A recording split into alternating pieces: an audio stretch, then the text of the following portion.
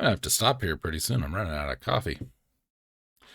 Our song today, continuing our dive into old Randy Newman, is from the album Good Old Boys, 1974. So we know Randy. We talked about it. Half of his life, childhood, LA, the other half, NO, Nolans. And this album, Good Old Boys, is really kind of about that Southern life. And was this album is almost a concept album?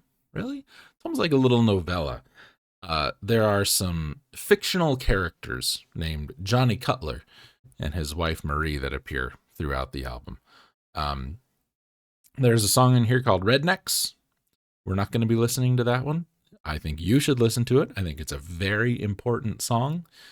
It's just got some language that I don't want to, put out on my channel. I mean, it's, you'll see. I would also encourage you, it talks about an interview with Lester Maddox on TV. Like the first line is, last night I saw Lester Maddox on the TV show with a smart-ass New York Jew. The Jew laughed at Lester Maddox and the audience laughed at Lester Maddox too. This is all from memory. He may be a fool, but he's our fool. If they think they're better than him, they're wrong. So I went to the park and I took some paper along. That's when I wrote this song. Got it. It's a great song, but the Lester Maddox thing is Lester Maddox on Dick Cavett. And I strongly recommend, if you're going to listen to the song, maybe listen to it, watch the interview.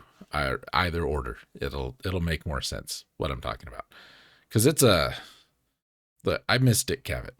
We need more people like Dick Cavett around doing interviews, because that one was damn good. Anyway, we're not going to listen to Rednecks. We're not going to listen to Birmingham. We're going to listen to track 3 from Good Old Boys, which is going to show up as on the best of, because that's the album version I've got. It's called Marie.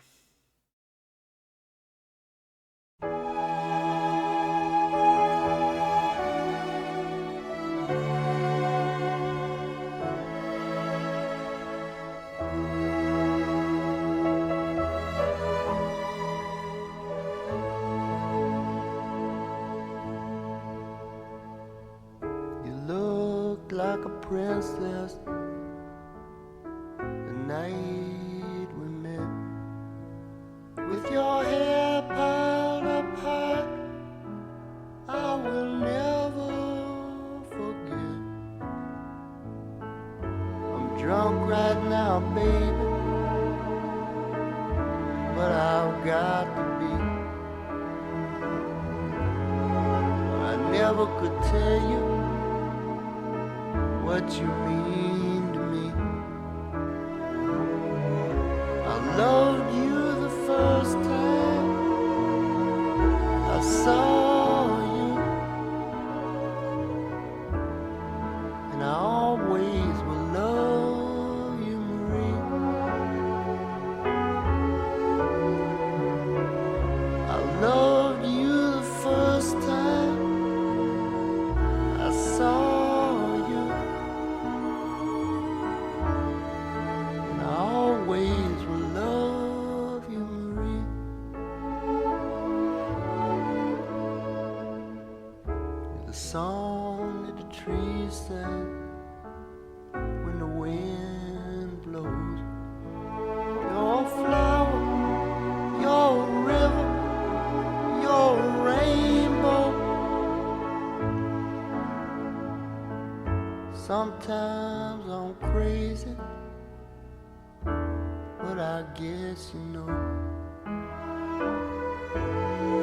And I'm weak and I'm lazy, and I hurt you so.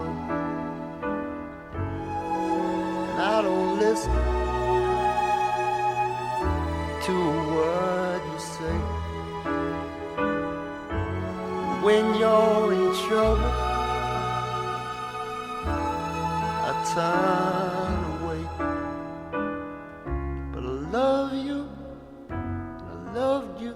first time I saw you,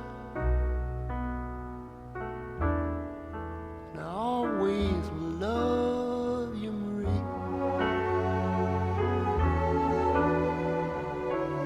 I loved you the first time I saw you, and I always will love you, Marie.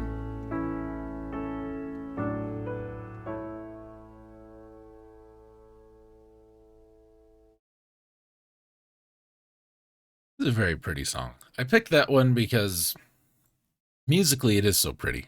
Again, it's very simple. It's just piano and strings, but it works really well. You know, given the mood of the tune, this is from our main character Johnny's perspective to his wife Marie. And what's important about it, like I said, with this album, kind of explores what it Southern living, right? Southern living, and the whole idea behind this song is kind of that you have to, you're a manly guy. Manly guys don't talk about their feelings. They don't express emotions. They don't do this stuff. They get drunk and they go to work and they fight and whatever. That's what a man does, right? Well, and it doesn't. It comes into play one time in this whole song here, and it's the first verse, and it sets up why we're doing what we're doing, why he's saying all the things he's saying. So it starts, "You looked like a princess the night we met, with your hair piled up high. I will never forget. I'm drunk right now, baby, but I've got to be, or I never could tell you what you mean to me." Come on, man. That's so good. That's so good. It's like I just can't get myself to do it unless I'm drunk. And that's sad. That's very sad. But he's not so drunk that he can't admit that. You know what I mean? Which I think, well, they say whiskey don't make liars, it just makes fools.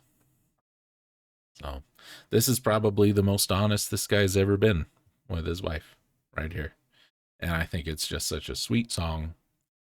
It's not, well, just because, he's drunk when he's saying all this, so you can't be like, oh, that's so sweet. But at the same time, it's like he's not going to say any of this otherwise. This is how the dude really feels, and it's sad that he can't just say it without being drunk, but that he said it, I think is a pretty big deal. So what are we gonna do next? Oh, we're gonna go to another Randy Newman album, because we've got that to deal with. That one, not that one, this one. 1972's Sail Away. Get it ready? We'll be back. I think that might be the last one I do for this session because I'm just about out of coffee.